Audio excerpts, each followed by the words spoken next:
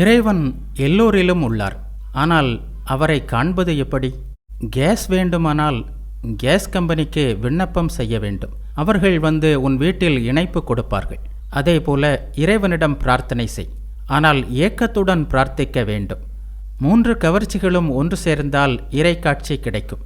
தாய்க்கு குழந்தையிடம் இருக்கும் கவர்ச்சி, கற்புடைய பெண்ணிற்கு கணவனிடம் உள்ள கவர்ச்சி, உலகியல் மனிதனுக்கு பொருட்கள் மீதுள்ள கவர்ச்சி, இவையே அந்த 3 கவர்ச்சிகள்.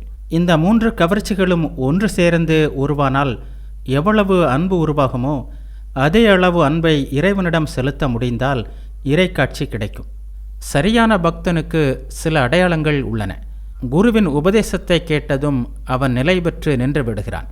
மகுடி இசை கேட்ட நாகம் அதில் கட்டுண்டு நின்று விடுகிறது. மற்றொரு அடையாளம், சரியான பக்தனிடம் கிரகித்து ஏற்கும் ஆற்றல் இருக்கும். சரியான பக்தன் புலன்களை வென்றவனாக இருப்பான், காமத்தை வென்றவனாக இருப்பான். கோபியரிடம் காமம் இருக்கவில்லை. நீங்கள் இல்லறத்தில் இருக்கிறீர்கள், அப்படியே இருங்கள். அதிலிருந்தபடியே சாதனைகள் செய்வது எளிது.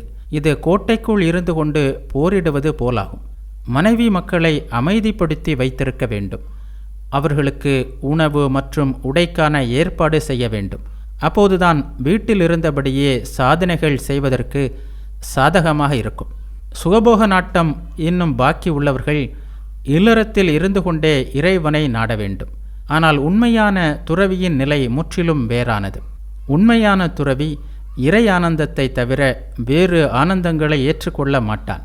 தேனி மலரில் மட்டுமே உட்காரும். உண்மையான துறவி தேனீக்கு ஒப்பானவன். இல்லறத்தார்கள் சாதாரண ஈ போன்றவர்கள். ஈ இனிப்பு பண்டங்களிலும் உட்காரும், மலத்திலும் உட்காரும். உலகின் அழகை மக்கள் பார்க்கிறார்கள். ஆனால் இந்த உலகத்தை உருவாக்கிய சொந்தக்காரனை தேடுவதில்லை.